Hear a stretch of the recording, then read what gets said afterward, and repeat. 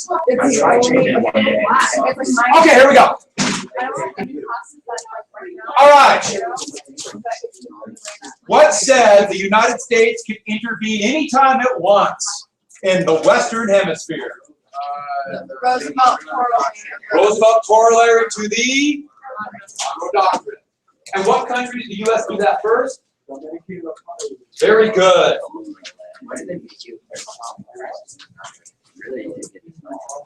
Say it again, what?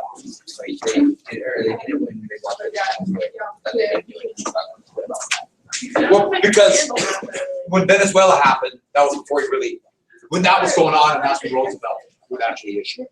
He didn't want it to happen again. The United States engineered a rebellion in what country to get the Panama Canal? Colombia was the country. Panama, remember, was a province. And,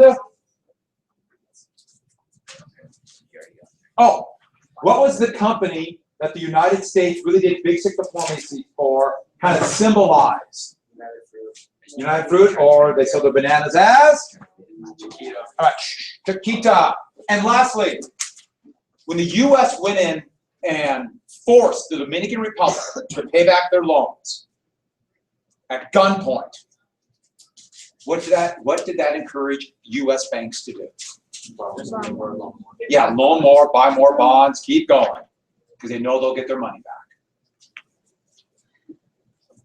back. Okay, we got this. All right, so that's task dollar diplomacy. That would use debt, but they still send in troops.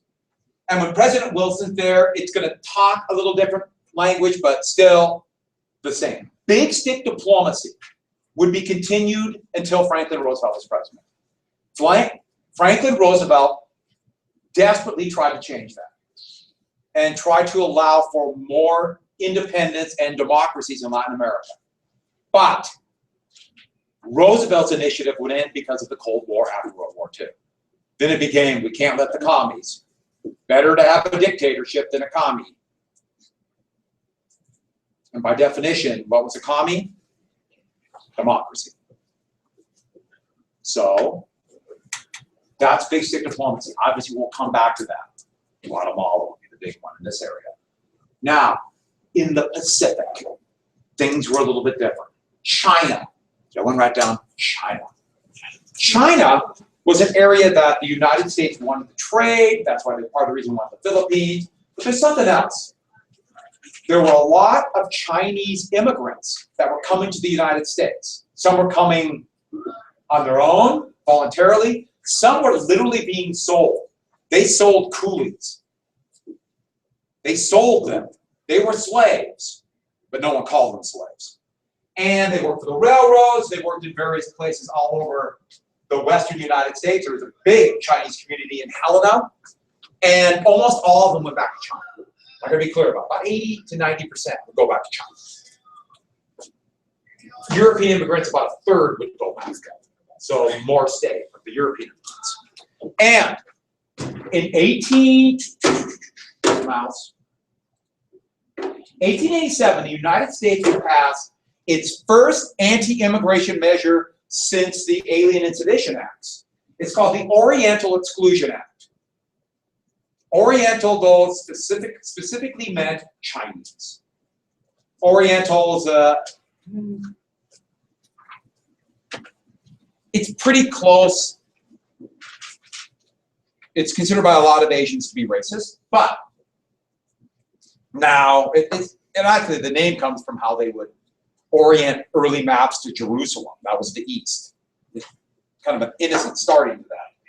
But this is trying to show this Chinese dragon who's trying to get into the United States, take American jobs, very social Darwinistic. And this did cut back on Chinese immigration.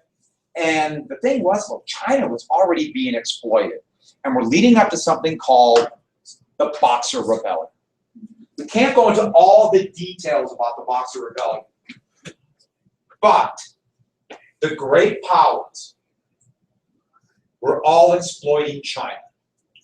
Really exploiting them. And this is one thing I did not put down here, write down unequal treaties. The Western great powers and Japan by then had forced Japan or China to sign all these treaties that opened them up for trade, gave them horrific trade imbalances, all types of things. And also opened up China for missionaries. And we've already talked a little bit about missionaries coming in. These are unequal treaties. Britain forced them first on China and then the US. France got them, then Russia, and then Germany, and then Japan.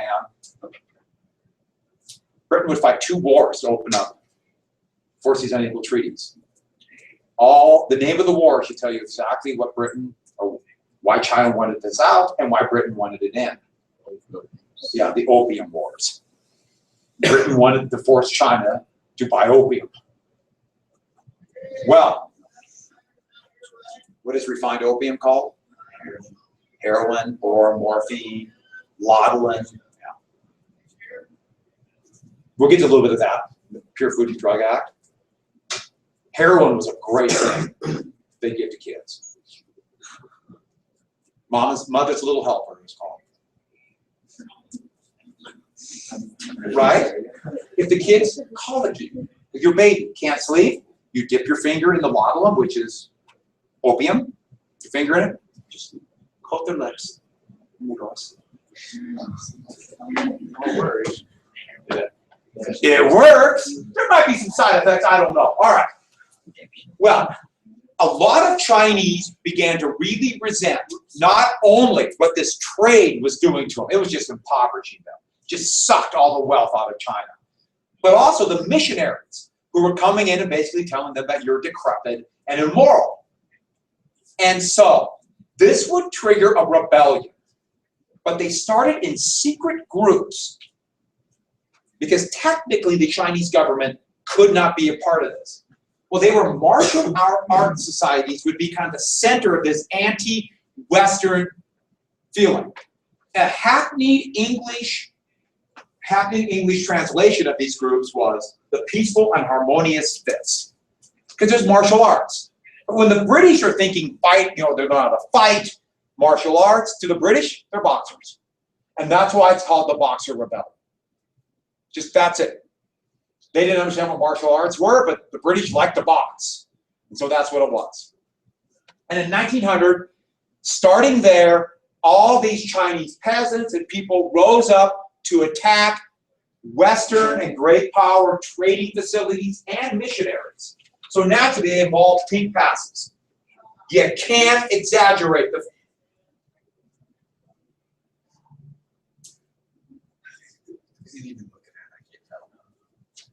What have you two done?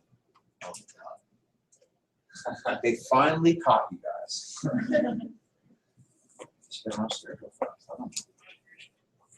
If it's not important, I will be rude. I will go ask Mr. Johnson. Well, they're gone. Let's loot their stuff. Oh, they're getting their honorable mentions for my grandma. They're what? They were honorable mentions for the math competition, and my grandma came today to give people their honorable mentions. Oh. Yeah. And then voting. All right. So what happened was this. It's going to be called 55 Days in Peking. The British absolutely butchered the Chinese language, and would not be to the 1980s that there would be a more phonetic translation. So Peking is what? Beijing. But everyone, it's called the 55 Days in Peking. These boxers, and there's basically kind of informal Chinese kind of militia, I mean, they just, whatever weapons they had, surrounded the Western legation, it's called, where all the Western embassies were in the capital of Beijing. And for 55 days, they besieged them. The legation was a walled city within the walled city of Beijing. Now, so the emperor made sure they separated them from the rest of China. And so it was a kind of a fort. Well, this is why it's important. All the great powers unified to go relieve the siege in Peking, and therefore destroying the Boxer Rebellion. All the great powers. What that meant was the U.S. sent troops. There's McKinley, and he gets life, liberty, and the pursuit of happiness. under treaty rights. So we want life, liberty, and the pursuit of happiness to exploit the Chinese and take everything they got. And that's really what it meant. But I like it for this noble cause. And look at the heads on pikes. I mean, the Chinese were obviously savages. Yeah, that's implying that children in the legation are being murdered. So we're saving them. That actually, missionary families were pushed. I mean, this was just outpouring of anger. So nobody's really saintly in this, but it's more complex to say one side is good and one side is bad. This is actually one of the boxers and one of the These are these Western powers, the U.S., but also, just so you give you an idea what kind of countries, of course Britain, but we have Germans, French, Russians, Japanese, Austrians, and Italians. Did I say Japanese? Good. So all the great powers. Kaiser Wilhelm II of Germany was really excited. He told the soldiers, act like the Hun and show no mercy. He would come to regret that little saying. But they broke the rebellion. They didn't have any heavy weapons. They were easily broken up, and China was humiliated. And this would spell the end in 12 years of the Chinese Empire. This would spell the end. The beginnings of revolution in China, and you can see a direct line, stepping stone to the Chinese Communist Revolution, to the weird kind of capitalistic fascist government they have today. But what this led to was basic acceptance of what's called the open door. Secretary of State John Hay suggested this before the Boxer Rebellion, and European powers poo-pooed it. But after the Boxer Rebellion, they agreed. Well, the open door was this. Let's not colonize China. Let's all equally exploit China. Everybody will have an open door through these unequal treaties to get as much loot as we can from China. I'm only slightly being facetious. No colonies. Let's open it up for everybody. Now, before the Boxer Rebellion, this cartoon kind of shows it. The European powers were ready to cut out China. But then the Boxer Rebellion convinced people, China will be really hard to colonize. There's 400 million Chinese. They will be hard to colonize. Let's just all unify together and steal. This is economic imperialism. For me? Thank you. This is not for me. This is for other people.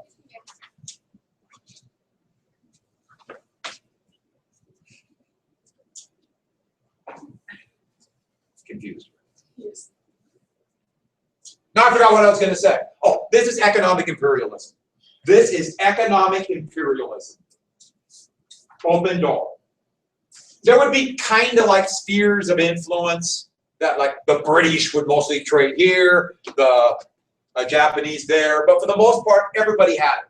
And so all the countries would collectively enforce these. So the US would have troops and gunboats all the way up to 1938, 39. Now, open door, economic imperialism, okay, whatever.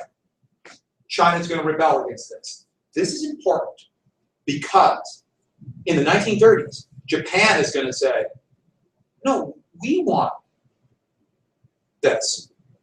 We want all of China. And they would begin to attack China, to try to colonize China, to put more of it in their trading empire, where only they had it. And that would be the stepping stones to World War II in the Pacific. So open door would eventually lead to World War II. Our justification to do things like embargo Japan was because Japan violated open door in the 1930s. Remember what I said. World War II in the Pacific was one giant colonial war. Nothing happens in a vacuum. These are not individual little events. This is connected to trade. This is connected to economic imperialism. This is connected to World War II. And it's connected today. Japan and China really don't like each other because of what happened in the 1930s and 1940s. Now, Japan. Everyone write down Japan. What of Japan? Well, Japan went through self-isolation through much of this era.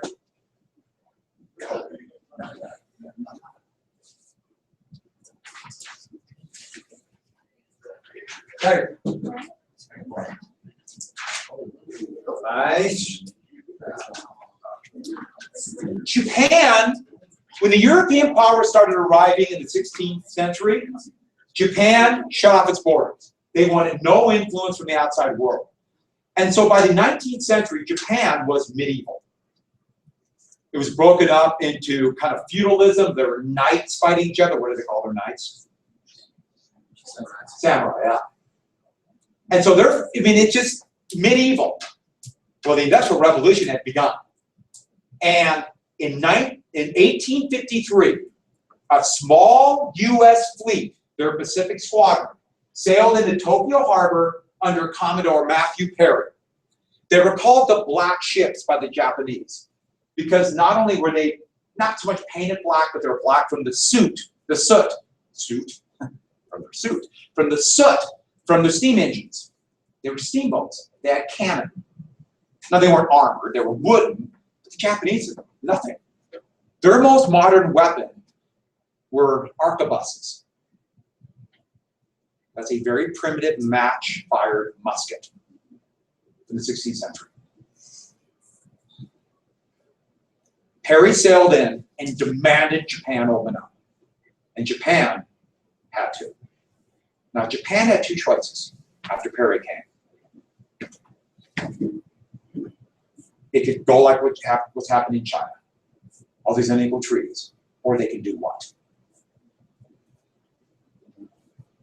Start trading and become a bigger power. Yeah, become a great power. How do you become a great power? They need steam. They need industrialization. Perry, it would take about 8 or 9 years for Japan to really do it, but Perry would trigger massive modernization. Huge modernization in China. Or did I say China? Sorry, Japan. I mean, they started trying to, fast as they could, bring factories, a steel industry. They needed a navy, they needed an army. For example, they copied the Royal Navy, the British Navy. They copied the German Army, trying to modernize as quickly as possible.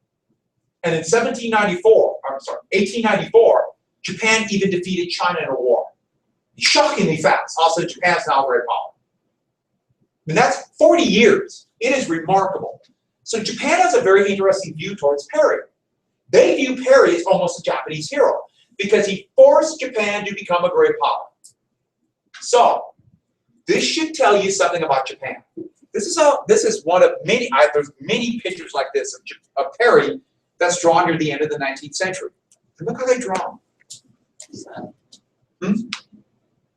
They draw him like They draw him like the Japanese. If he's going to be a Japanese hero, they want not only people to relate to him, but they want some kind of ownership. If he's great, it's got to be Japanese. Do you remember that picture of Tecumseh I showed you? Do you remember that?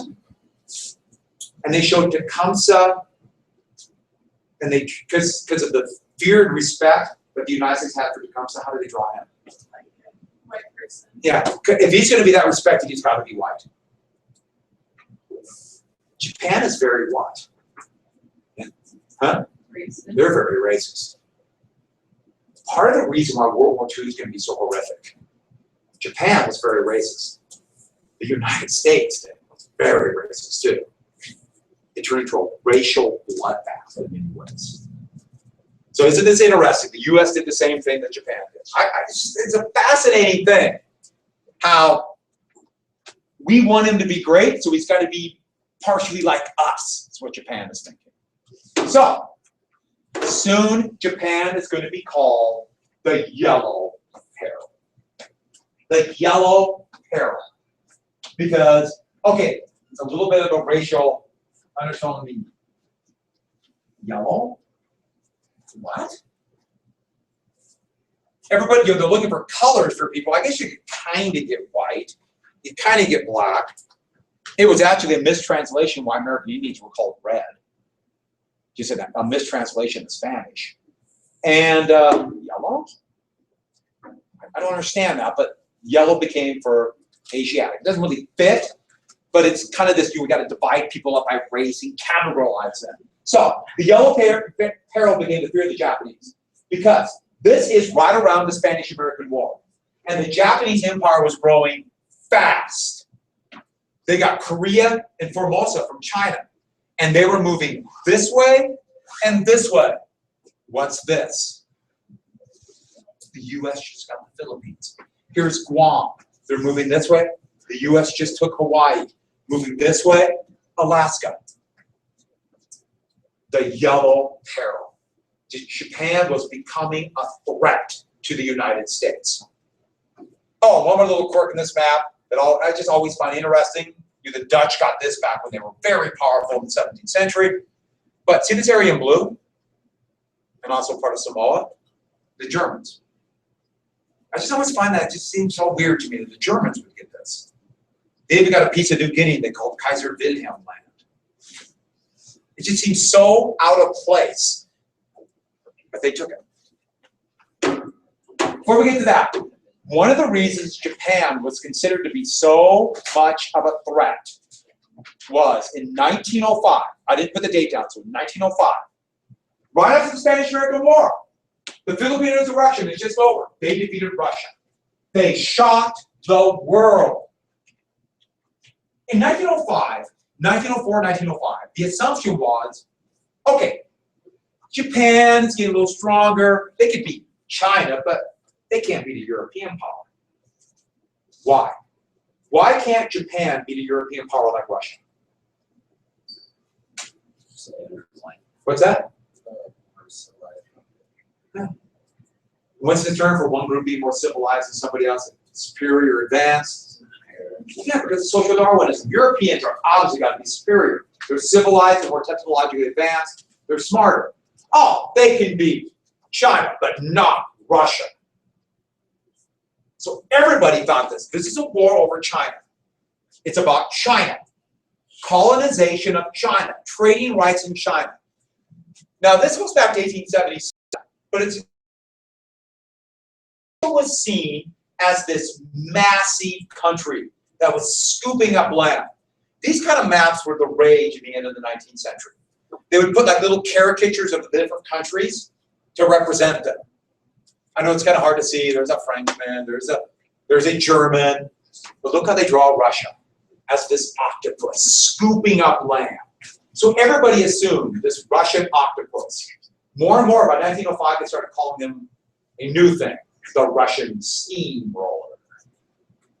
I wish I had a steamroller. Wouldn't it be fun in the hallways? Oh, you know what I'm talking about.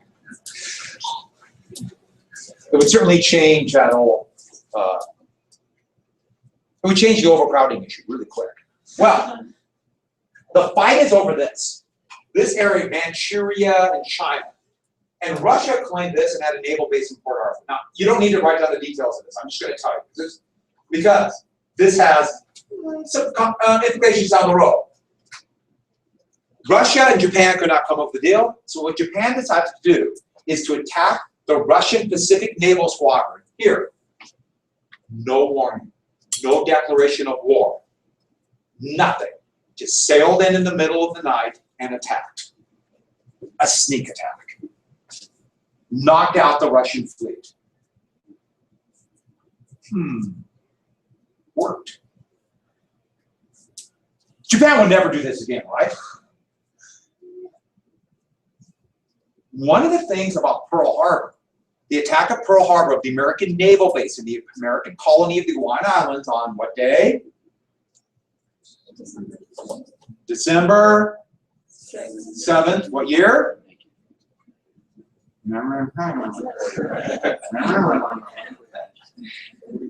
41. Thank you. December 7th, 1941.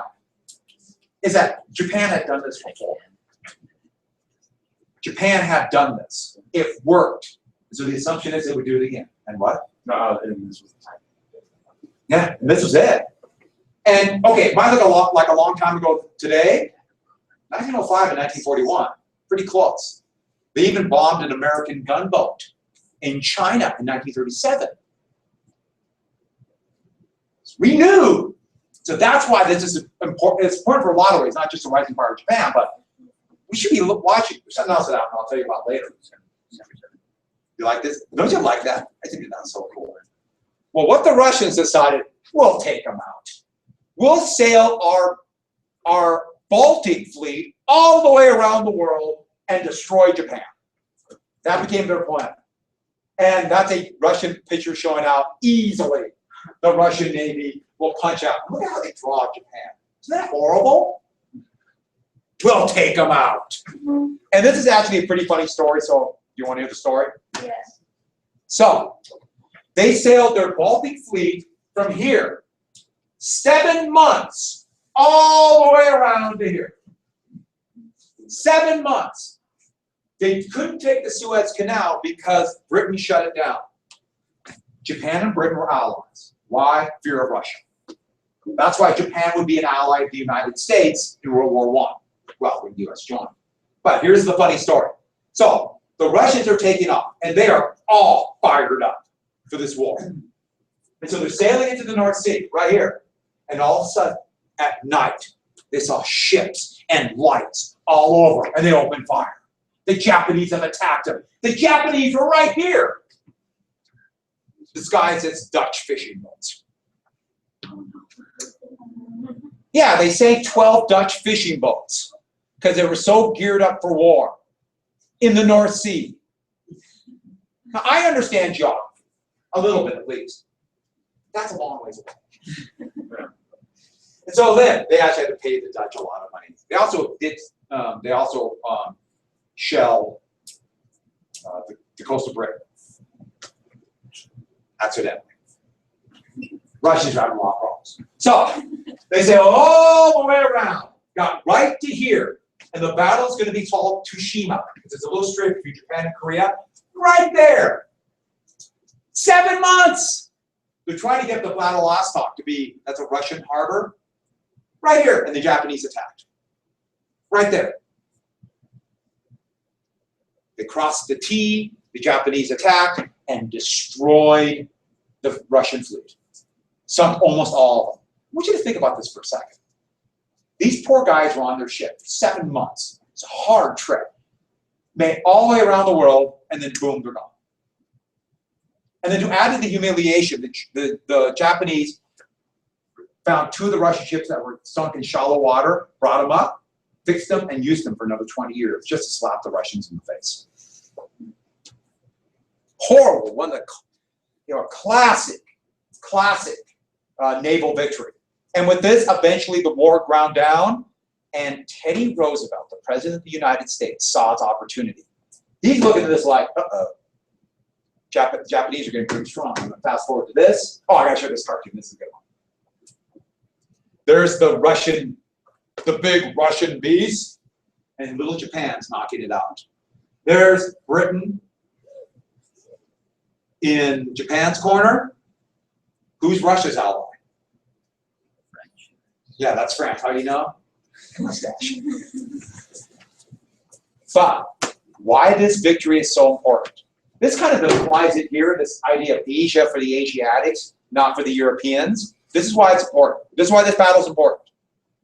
Besides Japanese power, it began to shatter the myth of European superiority. In 30 years, Europeans and, by extension, the United States have been winning victory after victory. And so naturally, they felt, well, not naturally, but they felt we're superior. No, it's much more complex than that. You got weapons, you got machine guns, and the other side has spears. Yeah, you're going to win. The myth of something was superior about Europeans, not just technological differences. This is a big deal. Everybody realized that Japan became a threat. Asia for the Asiatics, they might kick the Europeans out. So this is a big deal. And Teddy Roosevelt got them together. Teddy Roosevelt very cleverly offered for a peace conference in Portsmouth, Maine. There's the Japanese representatives and the Russian representatives. And the treaty that would be signed in 1905 Roosevelt got very famous for this. Japan felt slighted. Japan felt it was an unfair treaty to them. Japan did. You know, they wanted a big victory, they thought they would get more. Japan is going to feel slighted. And there's going to be these humiliations on Japan that are going to build up. They'll build up after World War I. They'll build up in the 20s, where Japan is going to feel humiliated. There's nothing more dangerous than somebody who feels slighted, who feels they're not being treated the way they think they should be. Then they lash out. So, it's a big deal. Teddy Roosevelt would win, though, be awarded one of the first Nobel Peace Prizes. The first Nobel Peace Prize, one of the first. Alfred Nobel. He was Swedish. He left as his legacy, part of his fortune, to give not only prizes for peace, but also for...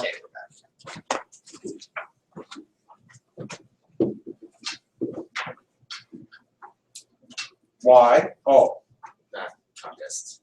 You were right. So, let me go back to the Nobel Peace Prize. Alfred Nobel started giving these prizes not only, or one of his legacy prizes for science and literature, but also his biggest one would be peace. Because Alfred Nobel was guilty. Alfred Nobel thought he had an invention that would stop war forever. It did the exact opposite. What did Alfred Nobel invent? Dynamite. Yeah, TNT, dynamite, high explosives. Why would that stop war? Yeah, what was the Nitroglycerin, which is the base ingredient of dynamite and TNT. How would that stop war? He thought that war is so horrible, no one would be crazy enough to do it. So that like with nuclear bombs, like same with that? Like same with nuclear bombs. And people have the same way about poisonous gas. War will be so awful, they'll never do it. It's like, all right, let's go. And then what happens? Gotta do it. All right, so that's Roosevelt. But the Japanese now are a legitimate threat to the United States. And that's part of the reason why in 1907, the United States Roosevelt would send what's called the Great White Fleet. And the Great White Fleet was going to be this peaceful tour of the American fleet all the way around the world. They would sail all the way around the world, stopping in various ports. But the big thing it was going to do, well, twofold.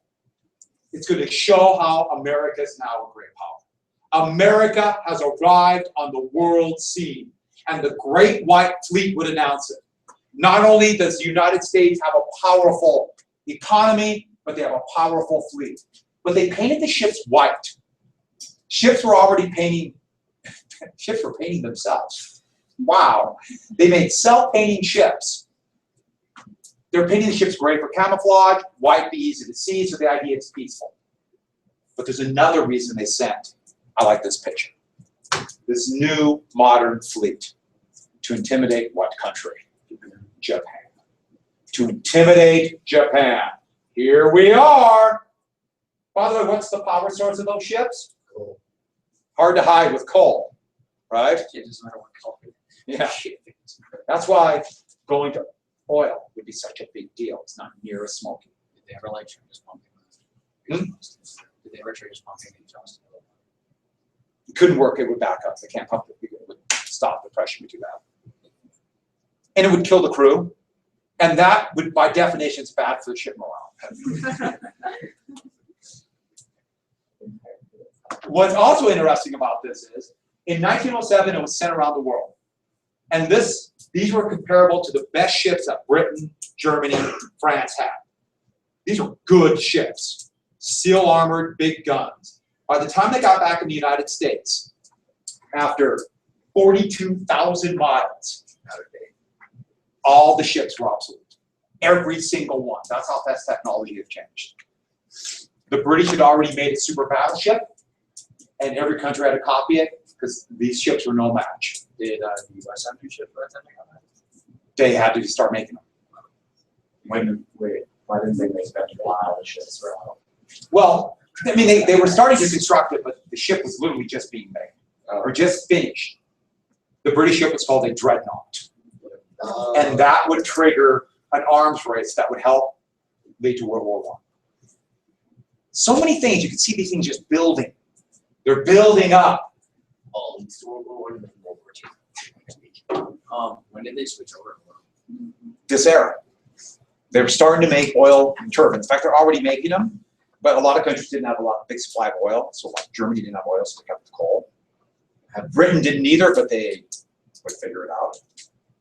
One more thing we have to add. The Gentleman's Agreement. In 1908, a lot of octopi were coming to Russia. A lot of Japanese immigrants were coming to the United States when Japan industrialized. The same reason why a lot of European immigrants came during this time. They're being replaced by machines. And the United States, they make an agreement with Japan to ban Japanese immigration. Japan agreed to limit how many Japanese citizens they allowed to go to either the Hawaiian Islands or the mainland United States. San Francisco, and by implication, the rest of California, said they would desegregate their schools to allow Japanese in the schools. Well, that didn't happen. And Japan felt very humiliated by this. And this is a sign that actually is from before World War I. But it would symbolize this anti-Japanese feeling along the West Coast. That would culminate in 1942. What would happen to Japanese Americans, most of them were American citizens, in California, Oregon, and Washington in 1942. They would be sent to concentration camps. Everything's relative. So if you compare them to some, they're better. So if you're comparing them to stones, yeah, they're better. But a concentration camp is still a concentration camp. So does that make sense? And so that is American imperialism in the first stages. The United States would continue big stick diplomacy in Latin America. That would be the norm until Franklin Roosevelt was elected president, which is kind of ironic, isn't it? And the United States tried during Roosevelt and into Truman's presidency to help Latin America actually have democracies, which might mean that American companies might have to lose. But then what changed? The Cold War, and it would come back to big stick. Why now? Communism. And so, the United States still does economic imperialism, yes. For example, the United States didn't like what Venezuela was doing in 2002 and tried to help overthrow the government. So that's not that long ago, is it? Did you see that? I don't like to brag. Last thing for today, new heading, write down the progressives. Oh, I didn't give you your assignment. I handed out the jungle and never told you what to do, did I? Would you like to know what to do? No. Okay, just do it correctly. Okay. Here's your assignment. Didn't I give these? Who did not grab one of these when you came in? Typical. Front row.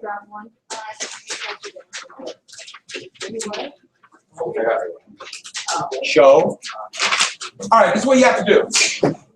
This is an excerpt from the great Upton Sinclair book, The Jungle. And he actually was writing this for a different goal. He wanted to show the conditions of working people, what capitalism does. But while talking about working people, he tried to put them in many positions as possible.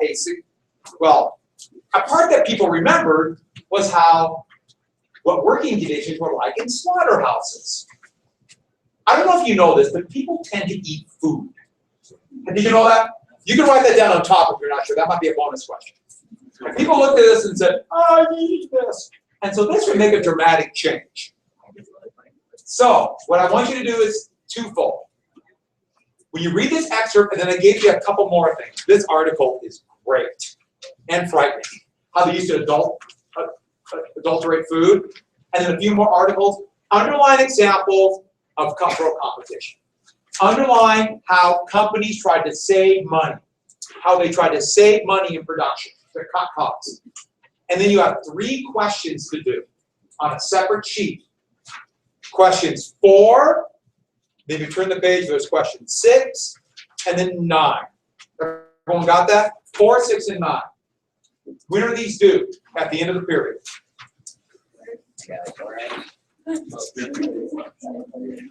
These are due, no, we have 2 assignments for today. These are due on Wednesday. It was going to be on Tuesday, but you guys have registration. We're coming down to tell you about things already over registration on Monday. Or, But what do we have to do on Tuesday then? Does everybody want to know? America, page 932 to 950 for Tuesday. Have to read that. If I was a gambling man, yes. 932 to 950. Yeah. Basically, the first page is the local progressive party chapter 23. Are we in 22 or 23 now? 23. We're at 23. 20. We're whatever it is, the chapter on the progressives. And so the test is going to be, I don't know, because I keep on forgetting we have registration. They're going to come in and talk about registration on Monday, and then we go. You do got to take like 15 minutes or so on Friday to register. Oh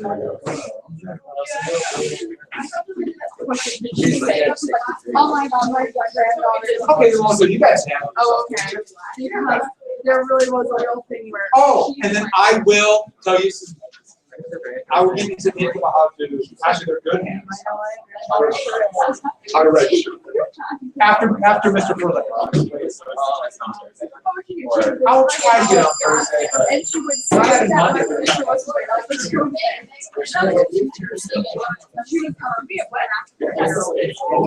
Because we have to finish World War I.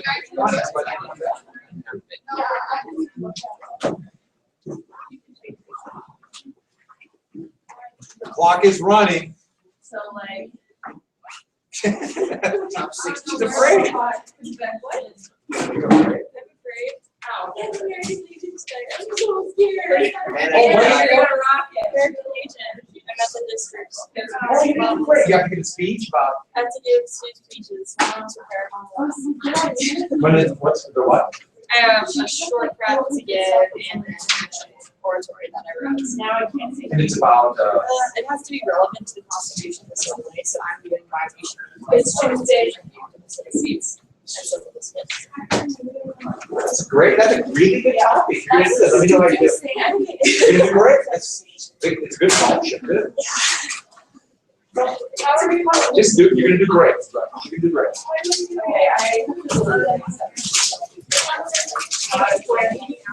All right, you people. We're leaving. You're gonna take my beads? Go it. Oh my God. They're so big. Yeah, I do. My book. You said only some of them. I am. I love like 64. Okay. Can you ask me what